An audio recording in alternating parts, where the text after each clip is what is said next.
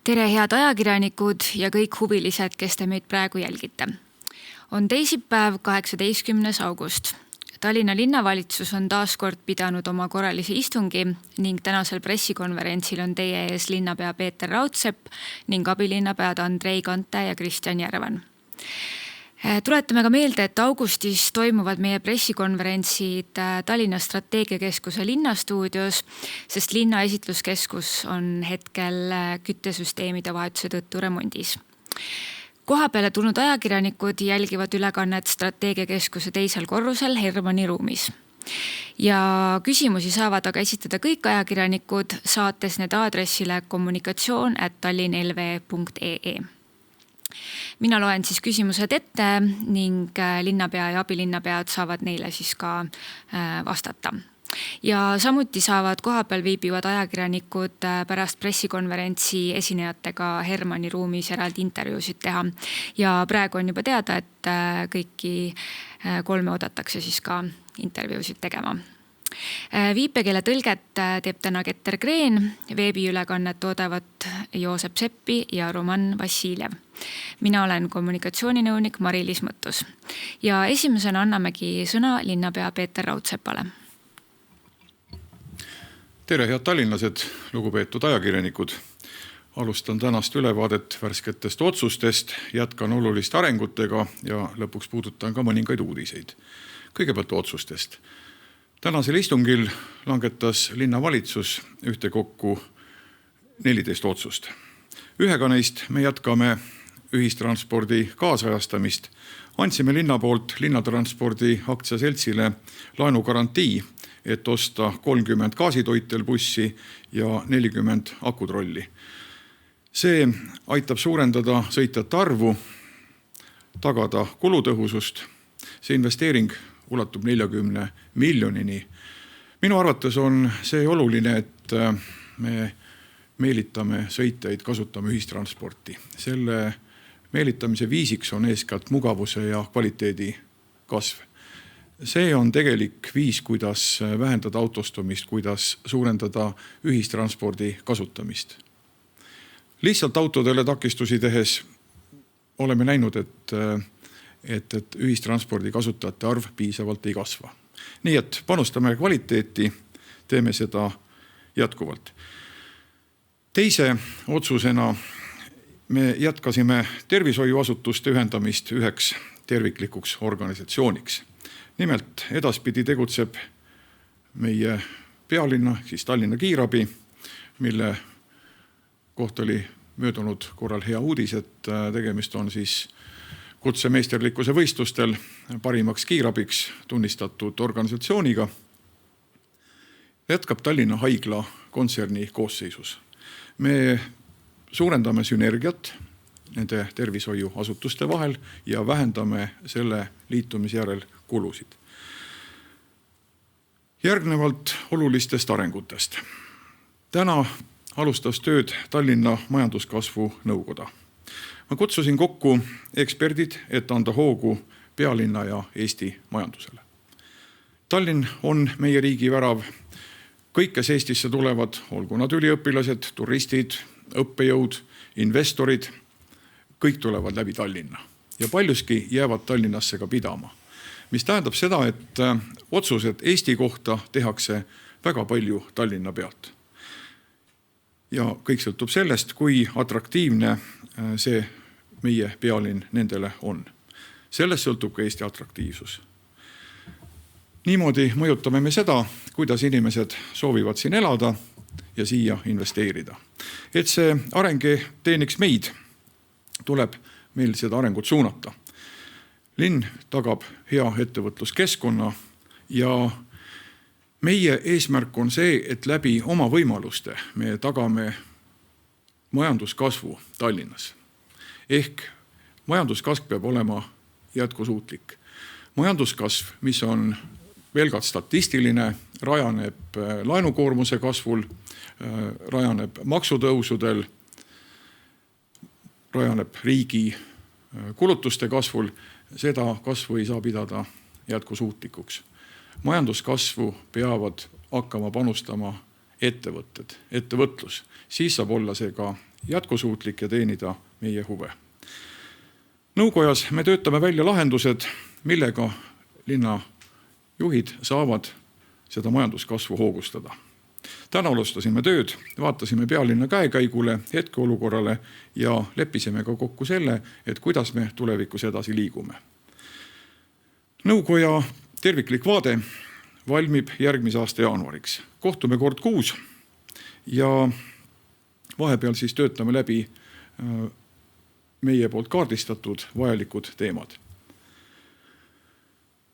Nõukoja tööd juhin linnapeana isiklikult ja nõukojas siis töötavad veel 10 eksperti. Loen need ette, need nimed. Piret Mürk-Tobuu, Valeria Kiisk, Indrek Neivelt, Raivo Vare, Indrek Laul, Hugo Osula, Priit Alamäe, Rain Palmiste, Heleri Tasane ja Mikko Niinemäe. Täna valiti Valeria Kiisk siis üksmeelselt selle nõukoja aseesimeheks. Ma olen avatud kõikidele tallinlaste ettepanekutele, mis puudutab majanduskeskkonda, majandusarengut. Neid ettepanekuid on laekunud ja loodan neid saada ka tulevikus. Arutame need läbi. Arenguid on meil ka rahvusvahelises koostöös. Kohtumisel Ameerika Ühendriikide suursaadikuga saime kinnitust selle kohta, et Ameerika Ühendriikide uus saatkonnahoone tuleb.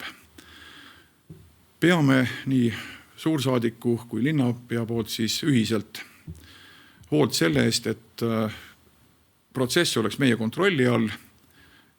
Me jõuaksime ehituse alguseni juba aasta pärast järgmise aasta sügisel. See ei ole lihtsalt investeering, see ei ole lihtsalt ühe hoone ehitamine, ühe objekti planeerimine, see on tegelikult väga oluline sõnum meie suure ja olulise liitlase pühendumusest meie pealinnale ja meie riigile. Samuti jätkame koostööd Tallinna ja Riia vahel. Kohtusin möödunud nädalal Riia linnapea Viesturs Kleinbergsiga ja me arutasime ka mitmeid tegevussuundi. Kaalume ühiseid tegevusi selleks, et arendada turismi, et jõuda selleni, et Tallinnasse ja Riiga jõuaks rohkem välisturiste. Me arutasime seda, kuidas tugevdada ja tihendada ettevõtete omavahelisi suhteid ja ühiseid tegevusi. Seda kõike selleks, et parandada sellist rahvusvahelist koostööd. Järgmisel nädalal on mul kavas kohtumine Helsingi linnapeaga ja kohtumise raames toimuvad kohtumised siis ka Tallinna ja Helsingi sadamate juhtide vahel, nii et arutame sarnaseid probleeme siis juba Helsingis. Jätkan ka meedia tähelepanu pälvinud teemadega, nimelt teeremondi korraldamisega. Me mõistame siin linlaste muresid. Üksjagu küsimusi on meieni jõudnud, et miks teeremont hoogustab alles suve lõpul vastu sügist. Miks tehakse paljusid teeremonditöid ühes piirkonnas ühel ajal või et miks ei kasutata neid võimalusi, et teeremondid võiks kiireneda. Oleme arutanud linnavalitsuses, oleme arutanud siis spetsialistidega võimalikke lahendusi, et see teeremont toimuks linlaste huvides, nende vajaduste järgi.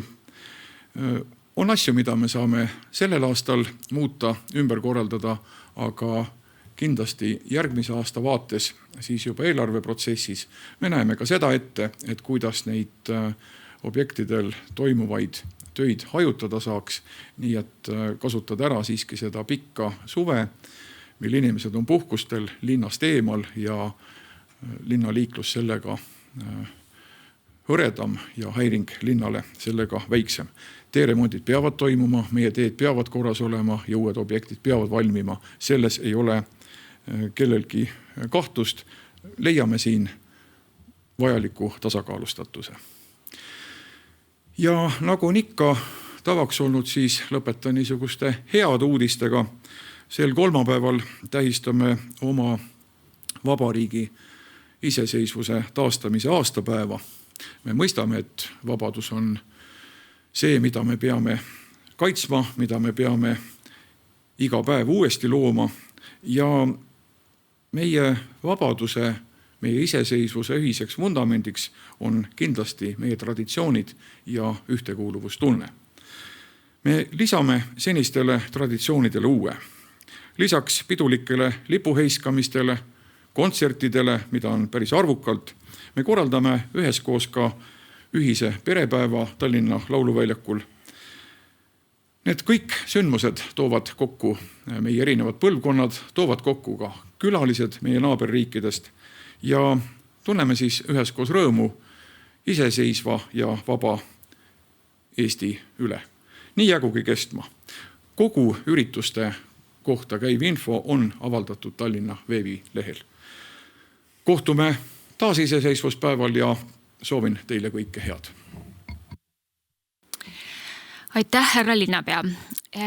Jätkame abilinnapea Kristjan Järvaniga, kes jätkab teemal teetööde planeerimine. Ja, tervitus ka minu poolt. Loomulikult on meie kõigi ühtne tahe, et rohkem linna oleks kiiremini ja paremini korras. Seetõttu toimuvad Tallinnas mitte ainult tänavate remondid, tänavate rekonstrueerimised, toimuvad ka erinevad trassiparandused ja mitmed muud tööd. Kindlasti on tähelepanu köitnud Liivalaia tänav. Seda mitmes aspektis. Kui linnavalitsus ametisse astus, siis vaatasime ekspertinseneride poolt koostatud analüüsi, mis ütles, et Liivalaia tramm paneks seisma põhimõtteliselt kogu liikluse Tallinnas, aga samas trammikasutajaid väga juurde ei tooks. Ja sellest lähtuvalt tehti otsus, et nii kallist projekti, millel on sisuliselt ainult negatiivsed mõjud Tallinna linnale, ellu viima ei hakata.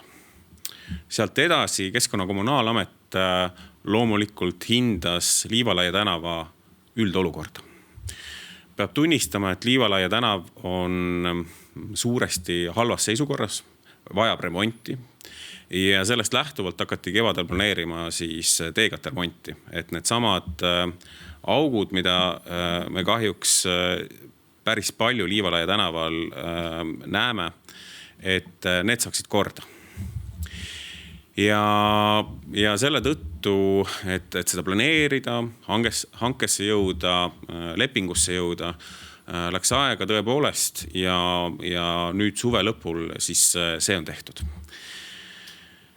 Nüüd on küsimus selles, et me kõik tahame, et need teetööd saaksid võimalikult kiiresti valmis. Segaks võimalikult vähe liiklust, mida Liivalaia tänaval tõesti on palju, sellepärast, et see on üks olulisemaid tänavaid, mis meie enda armsa Tallinna linnaosasi ühendab. Ja lähtuvalt sellest liikluskoormusest tuleb seal teostada töid väljaspool tipptunde, aga samas, kui me tahame, et see töö saaks tehtud sellel aastal, siis loomulikult nii nagu üldine praktika Tallinna linnas on, lubatakse öötöid.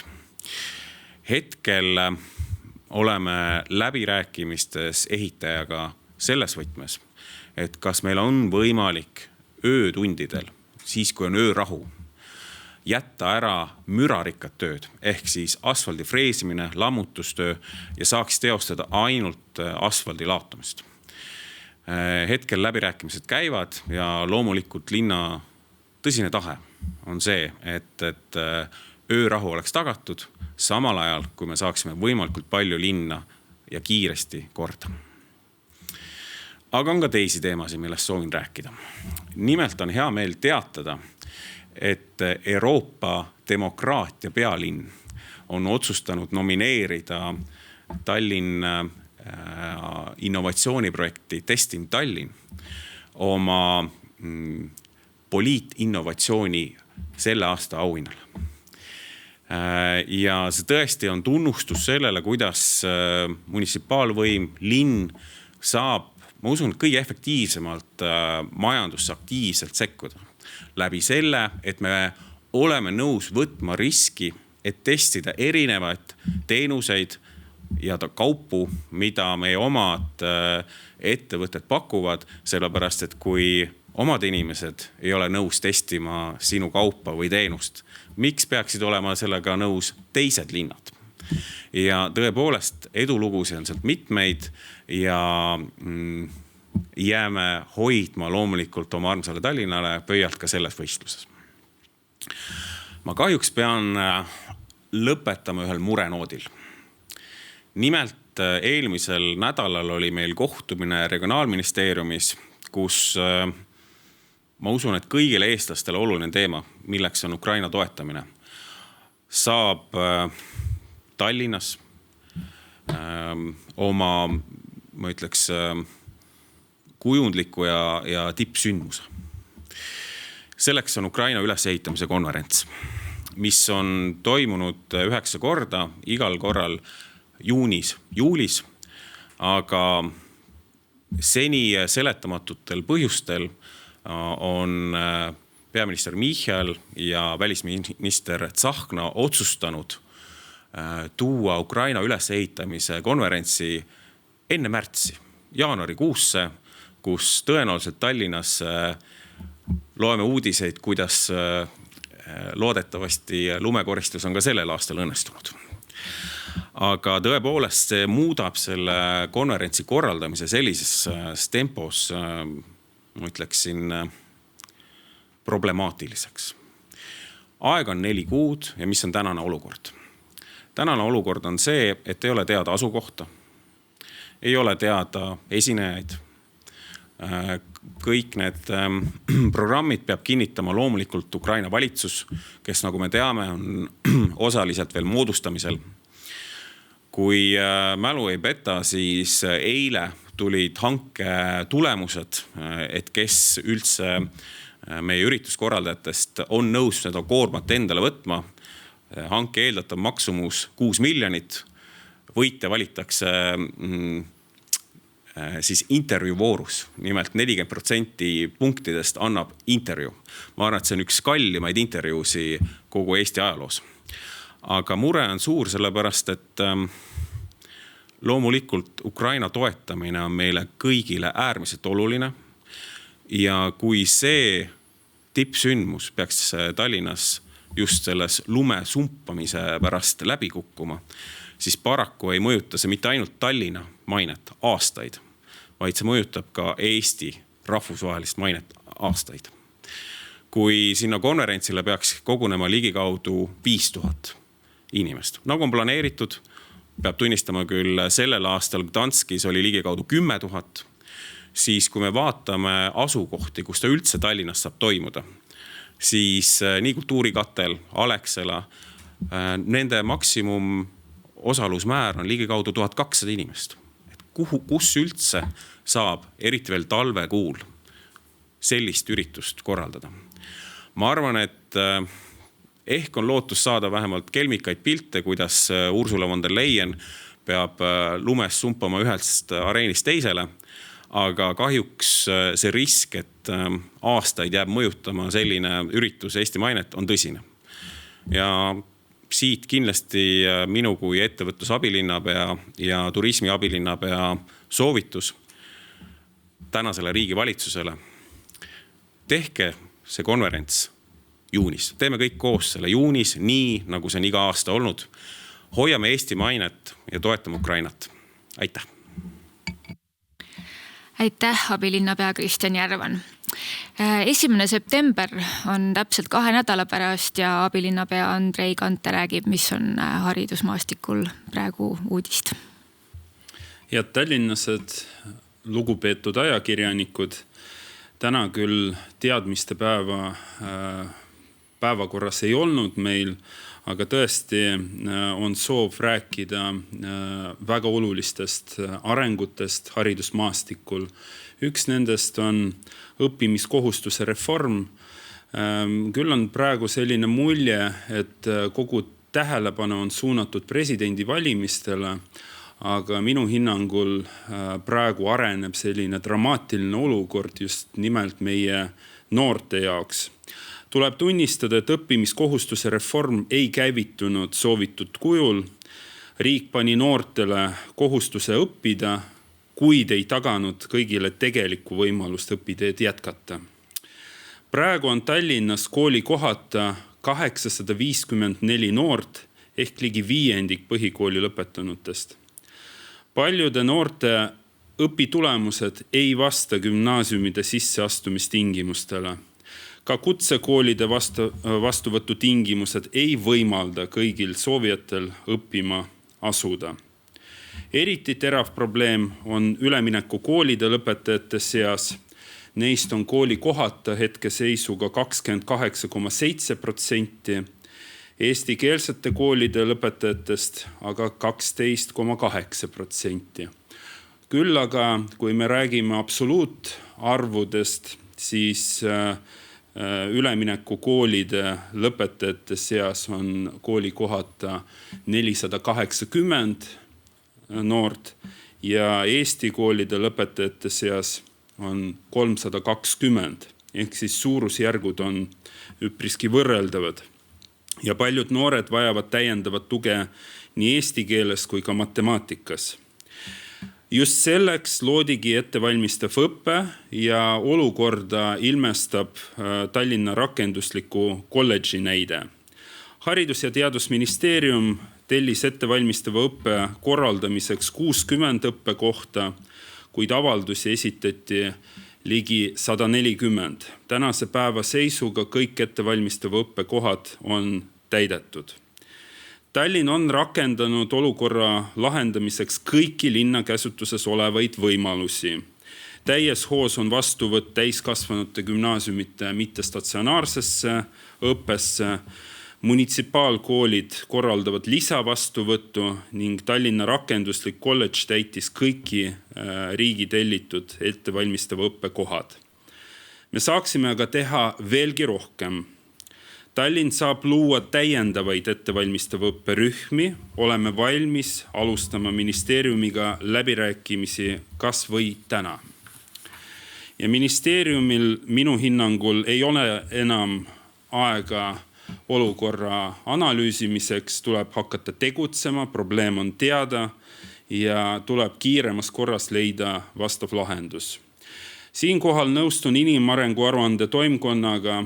Põhikooli lõpetamise ja edasi õppimise eeldused ongi piisav eesti keele oskus ning tugev matemaatiline pädevus. Ja tuleb leida need puuduolevad eesti keele ja matemaatika õpetajad ja teiseks tuleb riigil ja omavalitsustel ausalt hinnata nende ainete õpetamise kvaliteeti ning teha vajalikud otsused, et kõik noored valdaksid eesti keelt nõutaval tasemel. Kui see oleks minu otsustada, siis minu hinnangul ükski põhikooli lõpetaja ei tohiks lõpetada põhikooli puuduliku eesti keele oskusega. See on tõeline murekoht praegu ja see vajab kindlasti lahendamist. Ja see, mis puudutab matemaatika pädevust, siis ilmselge õige varsti meie haridussüsteemis õpetajate põud on selline, et ka järgmised põlvkonnad ei saa kvaliteetset reaalõpetust. Nüüd teise teema juurde. Lubasin hoida avalikust kursist värbamise hetkeseisust Tallinna haridusasutustes. Ja tänase päevaga me võime tõdeda, et suvine värbamine on jõudnud lõppjärku ja kui me räägime õpetajatest, siis juunis oli vabu ametikohti ligi 300. Praegu on neid 170, ehk siis see trend kahjuks jätkub. Meie süsteemis on pidevalt ligi kaudu 200 õpetajat puudu. Aga värbamine jätkub siiski septembri esimeste nädalateni ja seega ei ole andmed veel lõplikud. Võrreldes eelmise aasta seisuga on värbamisvajadus samas suurusjärgus, kuid vabade ametikohtade jaotus on tõesti muutunud. Praegused andmed ei näita, et värbamisvajadus koonduks just nimelt eestikeelsele õppele ülemineku asutustesse. uusi töötajaid vajavad võrdselt nii eestikeelsed kui ka üleminekuetapis olevad koolid. Üldhariduskoolides vajatakse kõige rohkem klassiõpetajaid, hetkeseisuga 15, samuti matemaatika, eesti keel teise keelena ja siis eesti keel emakeelena õpetajaid, aga ka eriklassi ja liikumisõpetajaid. Haripunkti on jõudnud tugispetsialistide puudus, kokku on täitmata 38 ametikohta ja lasteaiaõpetajate osas ligikaudu 15 ametikohta on täitmata praegu. Oluline osa värbamisvajadustest tuleneb Tallinna sisesest liikumisest ja kindlasti ka tähtajaliste töölepingute lõpetamisest ja töötaja võib tegelikult vahetada asutust, kuid jääda tööle Tallinna haridussüsteemi ja tööle vormistamine kindlasti võtab aega, nii et septembris veel saame andmeid täpsustada.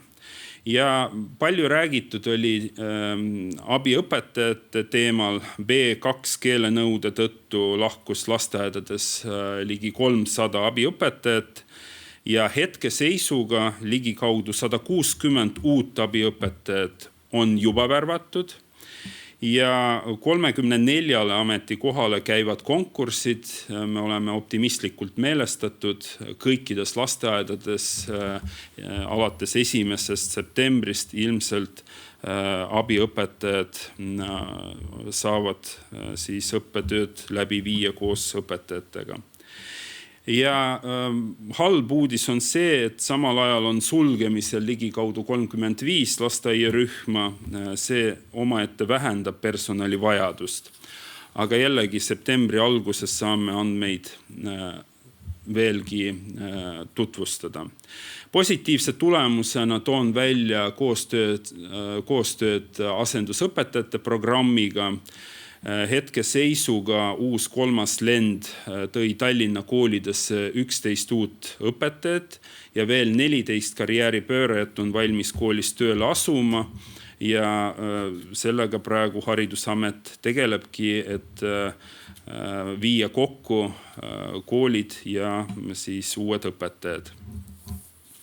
Ja kolmandaks teemaks on eestikeelsele õppele üleminek.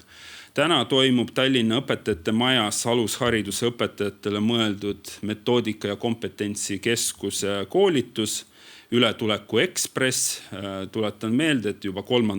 aastat käivitub koolituste sari ja tänane päev on pühendatud just nimelt koostööle lastevanematega. On ääretult oluline, et kõik meie vanemad oleksid arengutega kursis ja see koostöö peaks olema just nimelt õpilaste jaoks edasiviiv. Ja kindlasti kõik vajavad tuge, nii õpetajad, lapsed kui ka lapsevanemad ja see partnerlussuhe peab tekkima, arvestades, et tööd alustab väga palju uusi õpetajaid, kes võib-olla ei ole varasemalt koolikeskkonnaga ja lasteaiakeskkonnaga kokku puutunud, siis need praktilised koolitused on hädavajalikud. Ja järgmisel nädalal algab sama koolitussari ka üldhariduskoolide õpetajatele ja aktiivsus on üpris kõrge ja ma loodan, et oma jõuga me saame kõiki neid õpetajaid ka koolitatud. Metoodika ja kompetentsikeskus teeb selles valdkonnas väga vajalikku ja sisulist tööd. Lisaks koolitustele valmistab keskus ette uusi õppematerjale ja hetkeseisuga me võime juba välja kuulutada, et septembri esimesel poolel toimub ka nende õppematerjalide esitus.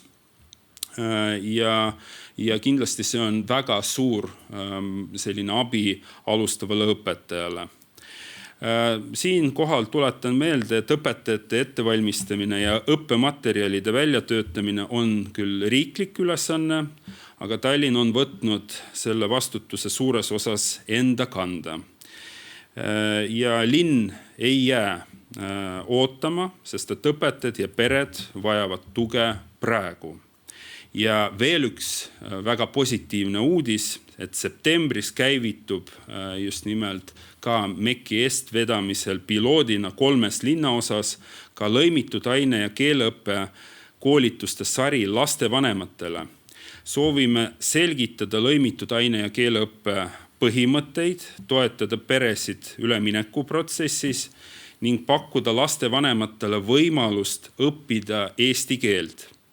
Tallinna eesmärk on, et ükski õpetaja ega lapsevanem ei jääks üleminekul vajaliku toe ja praktiliste juhisteta ja siinkohal tunnustan meie metoodika- ja kompetentsikeskust, kes teeb väga head tööd selles valdkonnas. Aitäh! Aitäh ka abilinnapea Andrei Kantele. Hetkel meil e-posti teel küsimusi saabunud ei ole, seega suuname linnapea ja abilinnapead Hermanni saali intervjuusid andma ning tõmbame siin stuudios pressikonverentsile joone alla. Kohtume hiljemat nädala pärast.